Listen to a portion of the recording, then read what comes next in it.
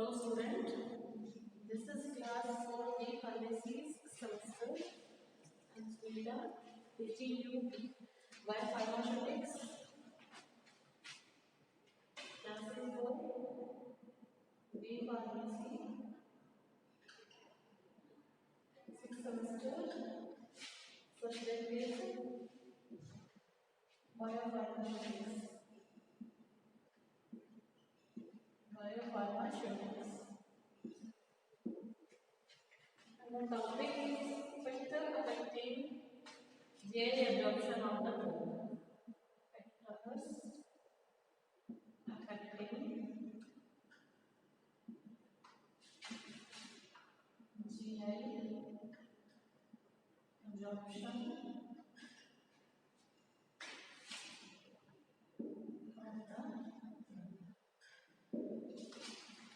Last time हमने पढ़ा था कि एब्जॉर्प्शन क्या है, एब्जॉर्प्शन ये हमने पढ़ा। अब हमने ये डिस्कस करना है कि कौन कौन से वो फैक्टर हैं जो कि अफेक्ट करते हैं जीआई में एब्जॉर्प्शन में, क्या क्या फैक्टर हैं जो कि इन्फ्लुएंस कर सकते हैं GI absorption of the drug का जो गैस्ट्रिक इंटेस्टाइनल एब्जॉर्प्शन है उसको कौन कौन से फैक्टर अफेक्ट कर सकते हैं। फर्स्ट ऑफ ऑल हम देखते हैं कि या तो ड्रग रिलेटेड फैक्टर होंगे या पेशेंट रिलेटेड फैक्टर्स होंगे। फर्स्ट ऑफ ऑल हम बात करें दो टाइप के फैक्टर हैं, pharmaceutical factor and patient related factor.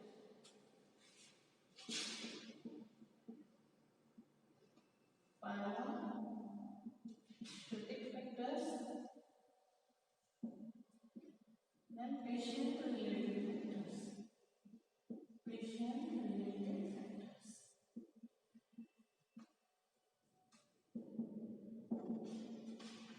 जो ये फार्मास्यूटिकल रिलेटेड फैक्टर है इसमें क्या है, physico chemical properties of the drug substance,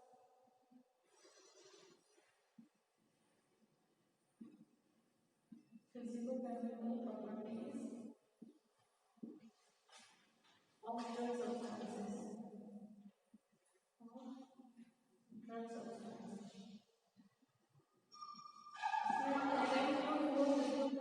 Properties है drug solubility and dissolution rate, drug solubility and dissolution rate। जो ये ड्रग solubility है इसमें हम क्या देखेंगे कि ड्रग कितना soluble है, रेट ऑफ, इसमें दो क्रिटिकल आते हैं स्टेप डिसोल्यूशन में। फर्स्ट है rate of dissolution, rate of dissolution and second step क्या है, सेकंड स्टेप है आपका rate of drug conversion, rate of drug conversion. देखो किस, अगर ड्रग ज्यादा सॉल्युबल है, अगर ड्रग ज्यादा सॉल्युबल है, सॉल्युबिलिटी हमने बात की, ज्यादा सॉल्युबल है तो वो बहुत जल्दी एब्जॉर्ब होगा, डिसॉल्व हो जाएगा। जैसे वो डिसॉल्व होगा उसके बाद ही इसका एब्जॉर्प्शन होगा। अगर ज्यादा सॉल्युबल है तो वो ज्यादा जल्दी एब्जॉर्ब होगा और उसका डिसोल्यूशन रेट भी हाई होगा। अगर वो कम सॉल्युबल है तो उसका डिसोल्यूशन रेट भी कम होगा और उसका एब्जॉर्प्शन भी कम होगा। तो इसमें दो रेट लिमिटिंग फैक्टर है, वो है रेट ऑफ ड्रग डिसोल्यूशन और परमिएशन। परमिएशन क्या है कि मेम्ब्रेन से वो कैसे परमिएट हो रहा है, परमिएट मतलब कैसे मेम्ब्रेन के अंदर जा रहा है, ठीक है। जो डिसोल्यूशन है हाइड्रोफोबिक, देखो दो टाइप के मैंने बताया कि hydrophobic and hydrophilic. Hydrophobic product होते हैं जो लिपोफिलिक नेचर के होते हैं, लिपिड लविंग, और हाइड्रोफिलिक होते हैं जो कि वाटर लविंग होते हैं। तो जो हाइड्रोफोबिक और भी एक सॉल्युबल ड्रग है जैसे कि ग्लिसोफुलविन है, स्पाइरोलेक्टोन है, तो उनमें कई बार क्या है कि डिसोल्यूशन रेट लिमिटेड होते हैं। अगर ड्रग हाइड्रोफिलिक है, हाई एक्वस सॉल्युबिलिटी है, तो परमिएशन उसका बहुत जल्दी होगा। इसके लिए फ्लो डायग्राम है, फ्लो डायग्राम क्या है, this is the solid dosage of, this is the solid doses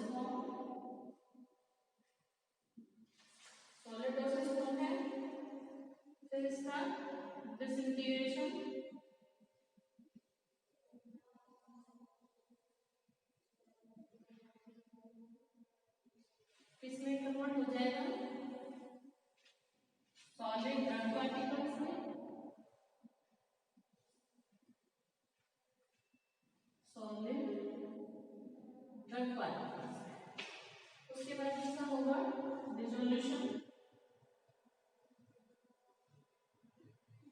dissolution में इसका होगा ड्रग इन सॉल्यूशन।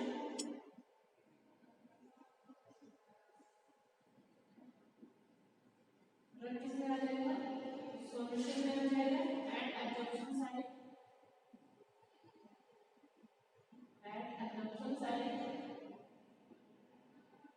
उसके बाद क्या है देन फॉर्मुलेशन।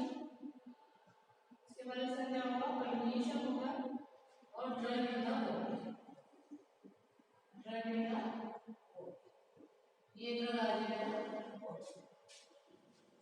तो इसमें जो रेट डिटरमाइनिंग स्टेप है आरडीएस इसको बोलेंगे रेट डिटरमाइनिंग स्टेप। उस लिपोफिलिक ड्रग के लिए क्या है? डिसोल्यूशन। लिपोफिलिक ड्रग के लिए ये जो डिसोल्यूशन है और फॉर्मुलेशन किसके लिए है? आरडीएस और हाइड्रोफिलिक। ये नेचर पे डिपेंड करता है कि हमारा ड्रग हाइड्रोफिलिक है या लिपोफिलिक है। उस हिसाब से जो उसका रेट डिटरमाइनिंग स्टेप है वो डिफरेंट हो जाता है। लिपोफिलिक ड्रग के लिए तो होता है डिसोल्यूशन और हाइड्रोफिलिक ड्रग के लिए रेट डिटरमाइनिंग स्टेप क्या है? That is permeation. क्या है? परमिएशन है नेक्स्ट जो इंपोर्टेंट है। अगर solubility क्या है? maximum amount of solute dissolved in a given solvent.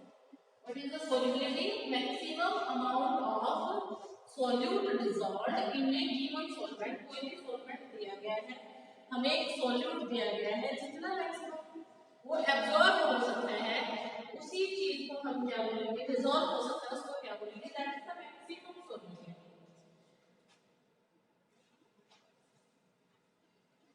ये है हमारा जो फर्स्ट फैक्टर हमने डिस्कस किया that is drug solubility and dissolution. फिर इसकी थ्योरी है theories of drug dissolution. Theories of drug dissolution. जो ड्रग डिसोल्यूशन की थ्योरी है वो क्या कहती है? डिसोल्यूशन एक ऐसी प्रोसेस है जिसमें सॉलिड सब्सटेंस सोल्यूबलाइज हो जाता है सॉल्वेंट में। डिसोल्यूशन एक ऐसी प्रोसेस है in which solid substance get dissolved in a given solvent mass transfer होता है। जो थ्योरी है वो क्या है? Film theory. Film theory. Next क्या है? That is the surface renewal theory. Surface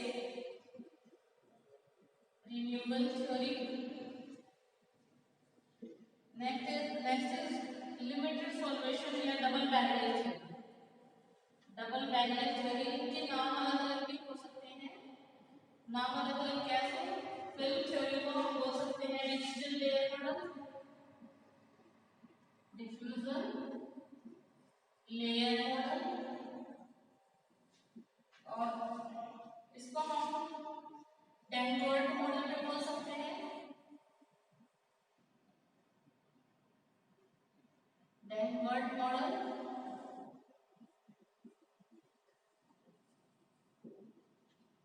और इंटरफेशियल बैरियर थ्योरी भी इसको बोल सकते हैं।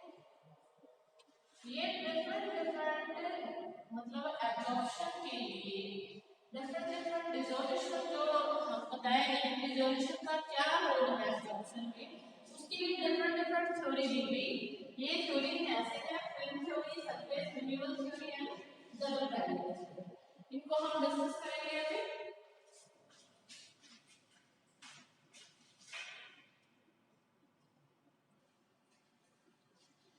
हम ये थ्योरी डिस्कस करते हैं। थ्योरी डिस्कस करने में फर्स्ट थ्योरी क्या थी? हमारी फिल्म थ्योरी या dissolution layer diffusion layer model. Diffusion layer model. और इसको हम अनदर नेम क्या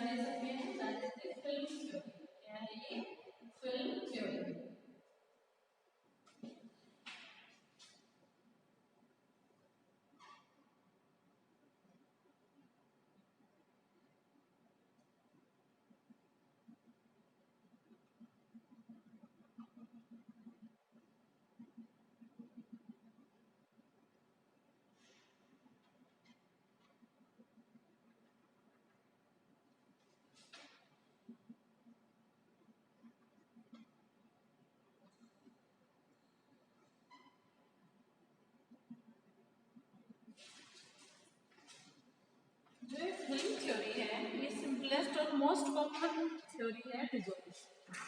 क्या है ये? बहुत ही ज्यादा सिंपल और सबसे ज्यादा कॉमन थ्योरी है ये डिसोल्यूशन की। इसमें क्या है, प्रोसेस होती है सॉलिड पार्टिकल की डिसोल्यूशन लिक्विड में, कोई केमिकल फोर्स नहीं लगता, दो कंजर्वेटिव स्टेप होती है। ये हमारा क्या है, this is the solid drug particle. क्या है ये? सॉलिड ड्रग पार्टिकल है ये। अब ये सॉलिड ड्रग पार्टिकल है तो ये क्या है, this is the solid liquid interface. क्या है ये? सॉलिड लिक्विड इंटरफेस है यहाँ पे, जहाँ पे सॉलिड और लिक्विड मिलते हैं। This is the stagnant layer, stagnant layer of thickness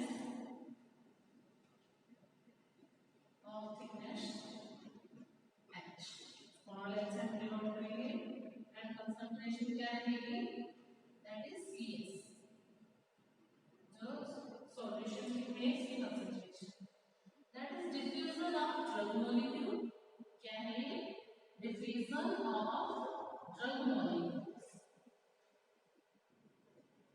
drug molecules का ये diffusion. Then this is the bulk of the solution। क्या है ये? bulk of the solution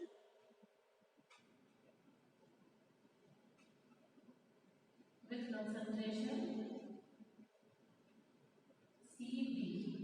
ये bulk की बात की हमने, solution की बात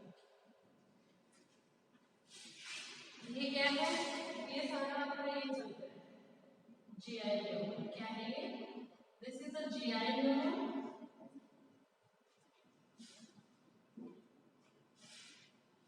ये आपका dissolving solid drug, dissolving solid drug,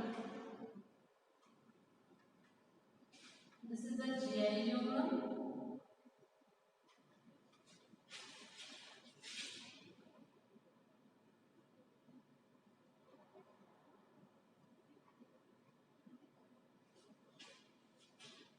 ये क्या आपका GI बैरियर, GI बैरियर यहाँ से जब यहाँ जाना है, दैट इज ब्लड। हमें जाना है ब्लड में जाना है, तो जो ये डिफिकल्ट लेयर वाले क्या कहते हैं, जब भी कोई सॉलिड पार्टिकल डिसॉल्व होता है, तो सॉलिड पार्टिकल जब डिसॉल्व होता है तो ये सॉल्यूशन है, यहाँ पे क्या है, कंसंट्रेशन क्या है सॉल्यूशन की CV। यहाँ पे एक स्टैंडर्ड लेयर बन जाती है, जो पहली लेयर होती है वो रिच होती है इससे सॉलिड पार्टिकल के कंसंट्रेशन से।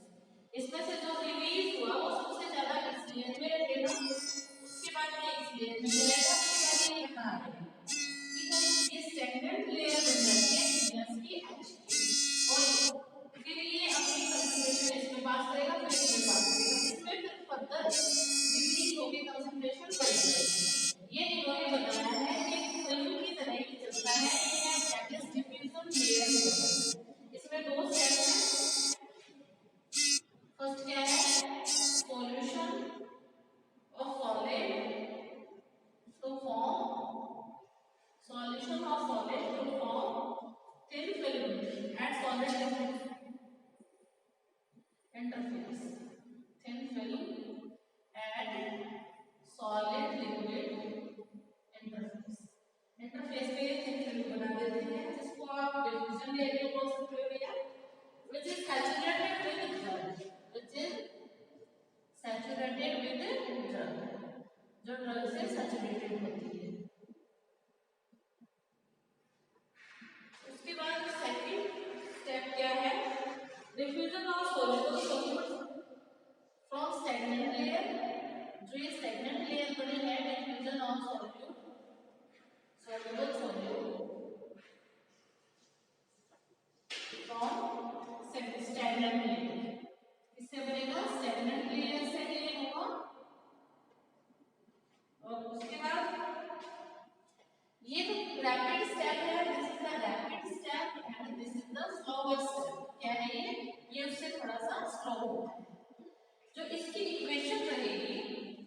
नॉइज रिटनी इक्वेशन से लेकर रिजोल्यूशन देख सकते हैं, ठीक है।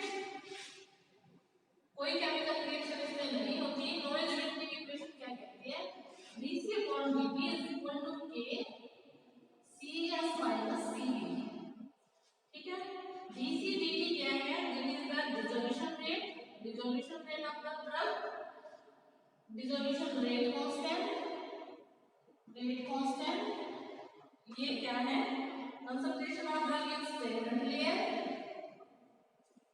concentration of drug in stagnant layer and concentration of drug in bulk, bulk में क्या concentration है, ठीक है। अगर हम फिर सेकंड लॉ ऑफ डिफ्यूजन देखें तो इसमें नॉइज रिटनी इक्वेशन उसने मॉडिफाई की हुई है,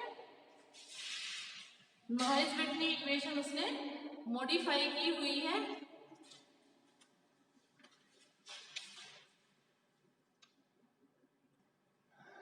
देखो according to second law of diffusion, इसने फर्स्ट लॉ डिफ्यूजन का इसमें डाला नॉइज रिटनी इक्वेशन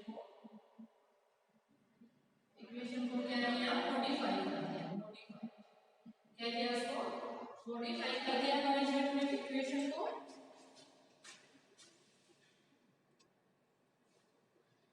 जो नॉइज रिटनी इक्वेशन जो मॉडिफाई की थी, मॉडिफाइड नॉइज रिटनी इक्वेशन क्या थी, dC/dt क्या रहेगी, dC/dt dAK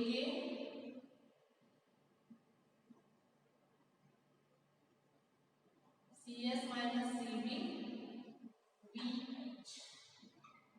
देखो dC/dt d क्या है, this is the diffusion coefficient, क्या है ये, डिफ्यूजन कोएफिशिएंट, क्या है डी, डिफ्यूजन कोएफिशिएंट, ए क्या है, सरफेस एरिया ऑफ, फिर मॉडिफाई किया गया नॉइज रिटनी इक्वेशन को, मॉडिफाइड नॉइज रिटनी इक्वेशन क्या आई, dC/dt equal to BAK water and oil partition coefficient CS minus CB divided by BH। B क्या है, that is the volume of distribution, H क्या है, this is the thickness of stagnant layer, जो stagnant layer मैंने आपको बताई थी उसकी thickness क्या है, H है। तो ये उसको मॉडिफाई किया गया नॉइज रिटनी इक्वेशन को। अब क्या क्या फैक्टर इन्फ्लुएंस कर रहे हैं इसमें से देखो, अगर डिसोल्यूशन कोएफिशिएंट अगर D की वैल्यू ज्यादा होगी तो रेट ऑफ डिसोल्यूशन भी ज्यादा होगा, फास्टर डिसोल्यूशन होगा, ठीक है। अगर A की वैल्यू ज्यादा होगी तो रेट ऑफ डिसोल्यूशन ज्यादा होगा, K की वैल्यू ज्यादा होगी तो भी रेट ऑफ डिसोल्यूशन ज्यादा होगा। लेकिन अगर कंसंट्रेशन ग्रेडियंट ज्यादा होगा तो डिसोल्यूशन ज्यादा होगा, अगर थिकनेस ज्यादा होगी तो डिसोल्यूशन कम होगा, क्योंकि ये इनवर्सली प्रोपोर्शनल है और these are directly proportional to the rate of drug dissolution। This is the हमने डिस्कस किया, this is the film theory. Next theory हम नेक्स्ट क्लास में डिस्कस करेंगे। आपको कोई प्रॉब्लम हो तो आप कमेंट बॉक्स में पूछ सकते हैं। Thank you and have a nice day.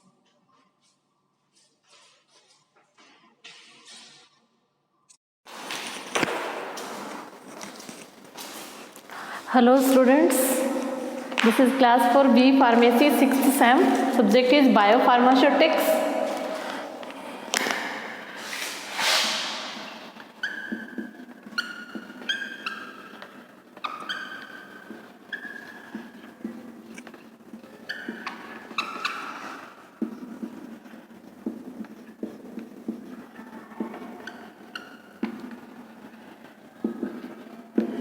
And आज हम क्या डिस्कस करेंगे, कल हमने थ्योरीज़ के बारे में मैंने आपको बताया था, कल हमने डिफ्यूजन लेयर थ्योरी डिस्कस की थी। आज हम बात करते हैं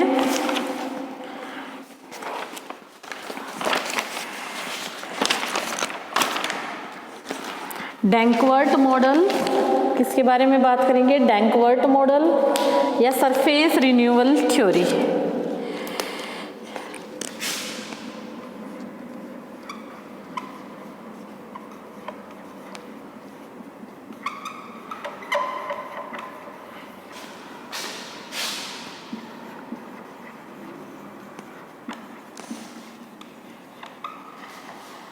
सरफेस रिन्यूअल थ्योरी।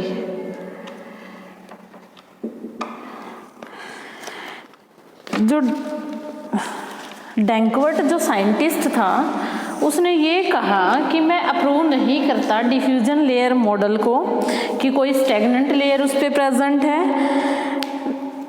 या कोई और चीज़ उस पर प्रेजेंट है। उसने ये सजेस्ट किया कि टर्बुलेंस होती है डिसोल्यूशन मीडियम में, जो कि सॉलिड लिक्विड इंटरफेस पे एग्जिस्ट करती है टर्बुलेंस। लेकिन उसने ये बिल्कुल ही डिनाई कर दिया गया कि स्टेगनेंट लेयर, जो हमने पिछली थ्योरी में डिस्कस की थी, स्टेगनेंट लेयर इसमें कोई प्रेजेंट नहीं होती, जिसकी वजह से जो एजिटेटेड फ्लूइड है उसमें मैक्रोस्कोपिक मास ऑफ एडीज और पैकेट्स। डायग्राम अगर इसका देखें तो हम इसका क्या रहेगा, ये कोई है, this is the dissolving solid. क्या है ये? Dissolving solid.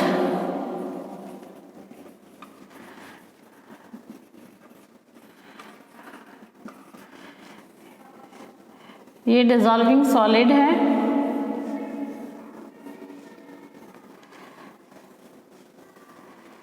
ठीक है, तो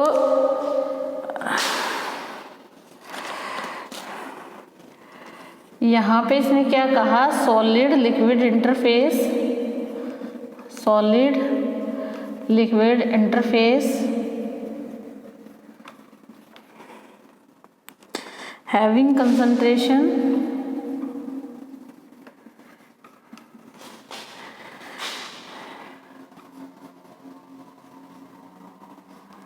लेस देन CS। ठीक है,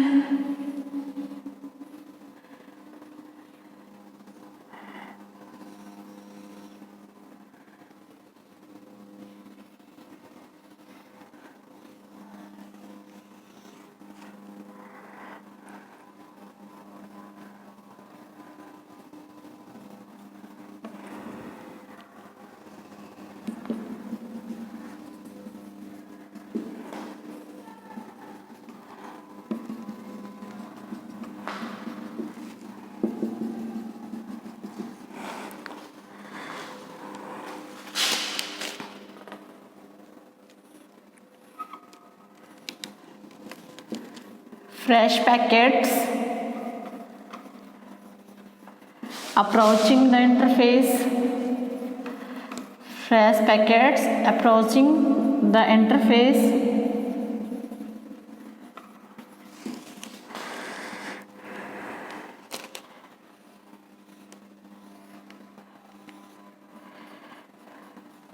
packets of solvent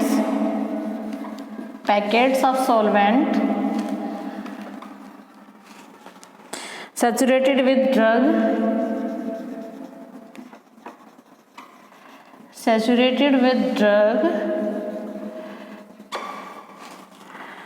leaving the interface,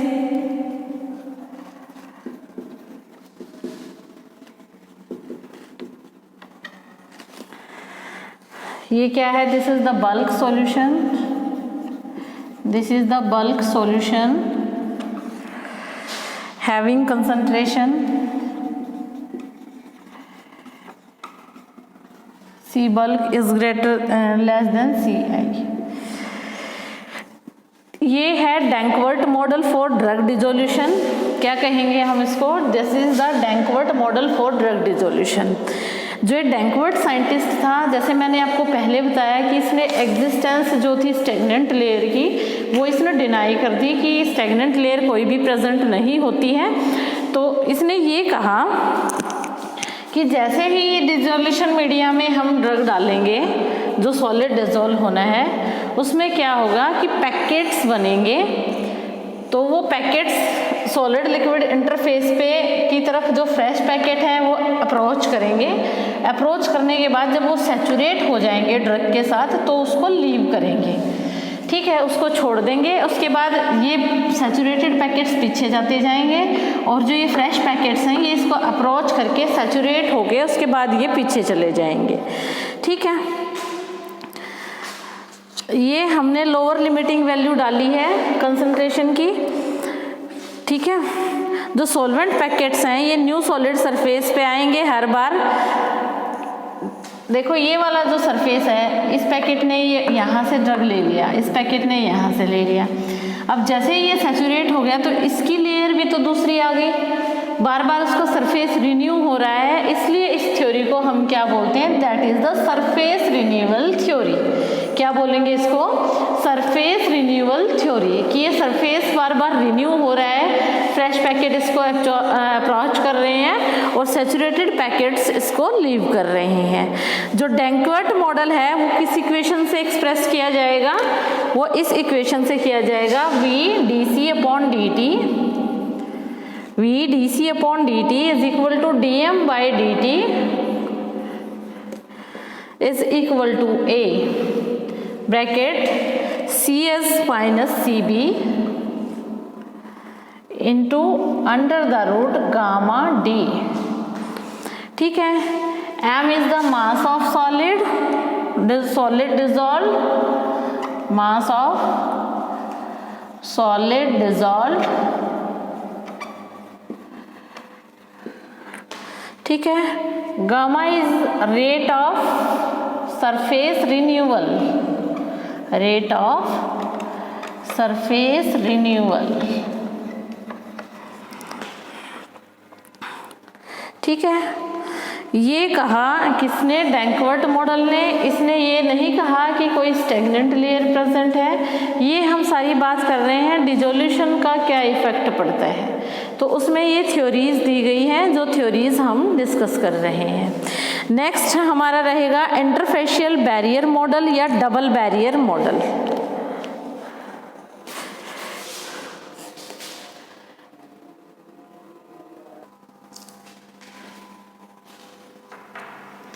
next topic है हमारा interfacial barrier model.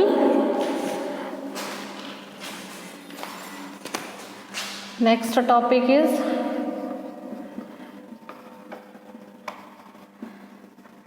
Interfacial barrier model.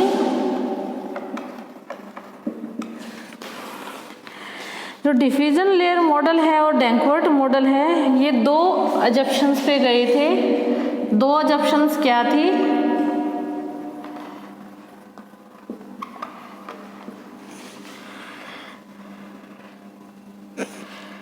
the rate determining step,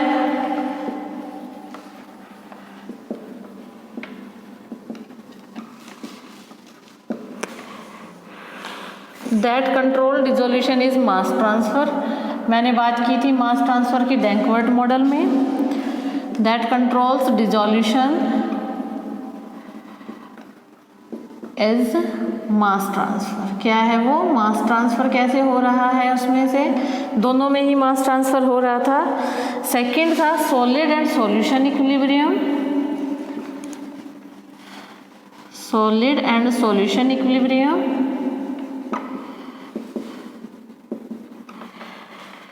is achieved at solid liquid interface. Solid liquid interface पे अगर solid और solution का equilibrium achieve किया है तो ही वो दोनों मॉडल काम किए हैं। जो ये है इंटरफेशियल बैरियर मॉडल, ये क्या कहता है कि एक इंटरमीडिएट कंसंट्रेशन जो कि इंटरफेस पे एग्जिस्ट कर सकती है, जिसकी वजह से सॉल्वेशन मैकेनिज्म आता है, वो सॉल्युबिलिटी का मैकेनिज्म होता है, ना कि डिफ्यूजन का। पहले दो मॉडल्स में हमने किसकी बात की, डिफ्यूजन की, कि दोनों में डिफ्यूज हो रहा था। इसमें हम किसकी बात करेंगे, सॉल्युबिलिटी की। तो जो कंसंट्रेशन इंटरफेस पे बनती है वो किसके कारण बनती है, वो सॉल्युबिलिटी के कारण बनती है, ना कि डिफ्यूजन के कारण। और जब अगर हम क्रिस्टल का देखें तो अगर हम क्रिस्टल की बात करें तो क्रिस्टल के डिफरेंट इंटरफेशियल बैरियर होते हैं, डिफरेंट इंटरफेशियल बैरियर्स।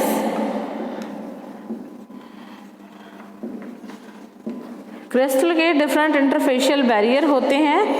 तो ये जो कंसेप्ट है इंटरफेशियल बैरियर मॉडल का, ये किस इक्वेशन से दिया गया, that is G is equal to KI CS minus CB, G क्या है? Dissolution rate per unit area.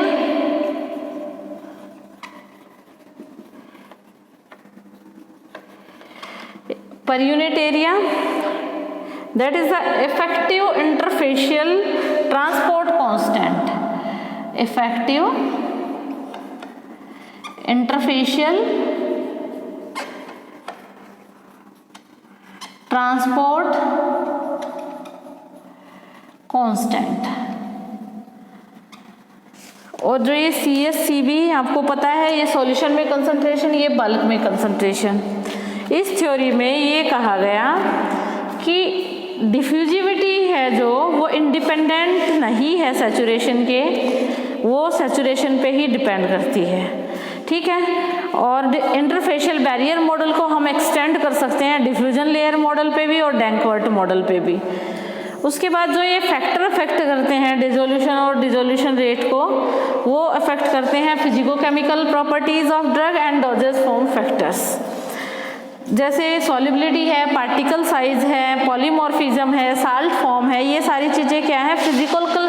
Physico-chemical properties of drug. ये सारी चीज़ें डिसोल्यूशन को अफेक्ट करती हैं। फिर डोजेस फॉर्म भी अफेक्ट करती है। उसके बाद ये हमने तीनों थ्योरीज डिस्कस की, कौन सी? डिफ्यूजन लेयर मॉडल, डैंकवर्ट मॉडल और इंटरफेशियल बैरियर मॉडल कि जो इंटरफेस बन रहा है सॉलिड या लिक्विड का, वो एज ए बैरियर वर्क कर रहा है, ना कि उसमें कोई डिफ्यूजिविटी का कोई सीन नहीं है। उसमें सीन है तो सिर्फ सॉल्युबिलिटी का है।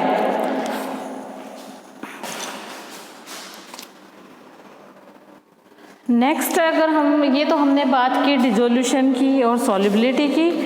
नेक्स्ट जो फैक्टर अफेक्ट करते हैं एब्जॉर्प्शन को, क्या आता है? पार्टिकल साइज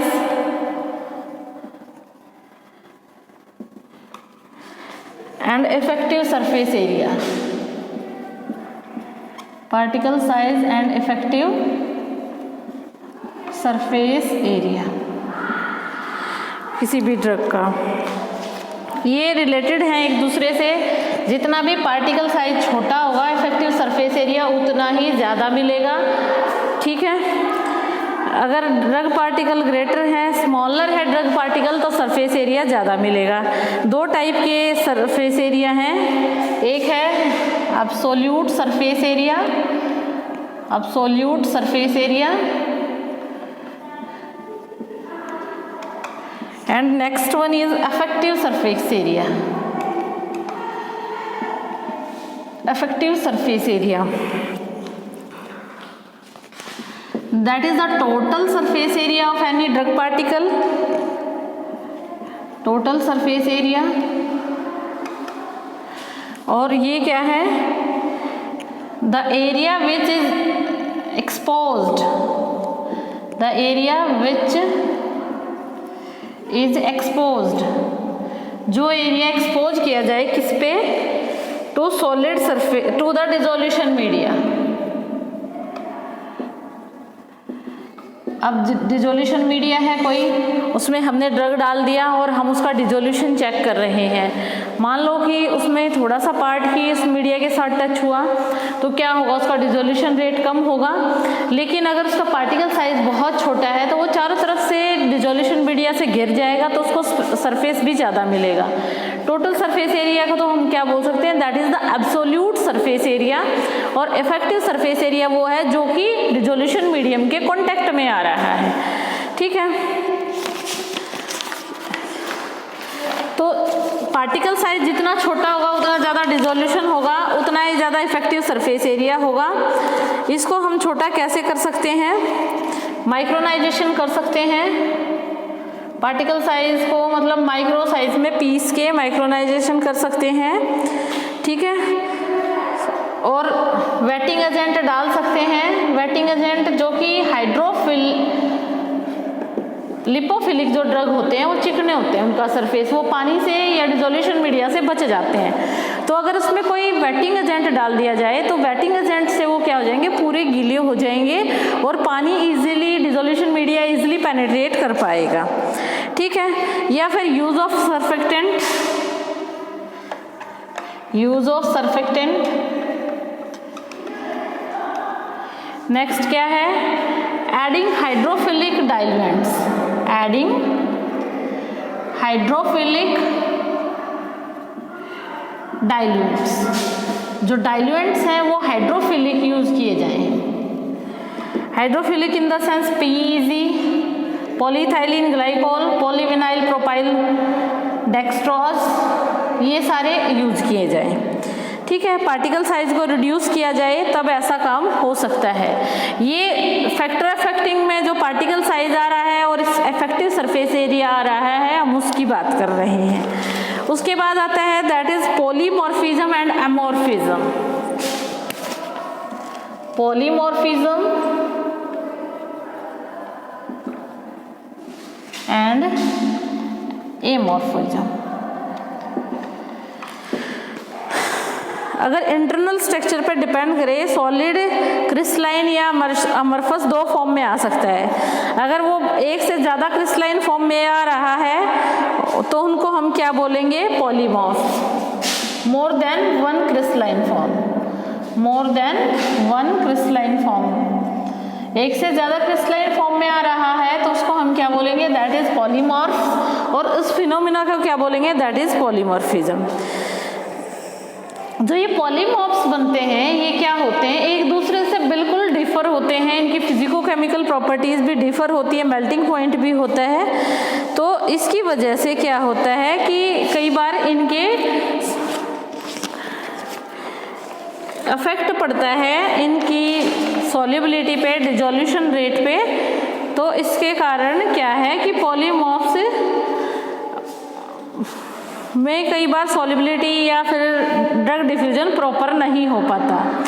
जो अमरफस फॉर्म है, किसी में कोई भी क्रिस्टलाइन स्ट्रक्चर ना हो, उसको अमरफस फॉर्म बोलते हैं। उनकी हाई एनर्जी स्टेट होती है, इनको हम क्या बोल सकते हैं, that is the super cooled liquid. क्या है ये, सुपर कूल लिक्विड है ये। ठीक है, ग्रेटर एक्वस सॉल्युबिलिटी होती है, क्रिस्टलाइन फॉर्म से अमरफस फॉर्म ज़्यादा सॉल्युबल होती है क्योंकि उनकी एनर्जी जो रिक्वायर है वो ज़्यादा होती है। ठीक है, जैसे कि क्लोरम फॉर्म, तो मोस्टली ऐसे ड्रग देखने चाहिए जो कि अमरफस फॉर्म के हों। अगर अमरफस फॉर्म में प्रेजेंट होंगे तो वो हाईली सॉल्युबल होंगे, हाईली सॉल्युबल होंगे तो उनका एब्जॉर्प्शन रेट भी हाई होगा। ये मैंने डिस्कस किया particle size and effective surface area. आगे मैं फर्दर नेक्स्ट वीडियो में डिस्कस करूंगी further factors. Thank you and have a nice day.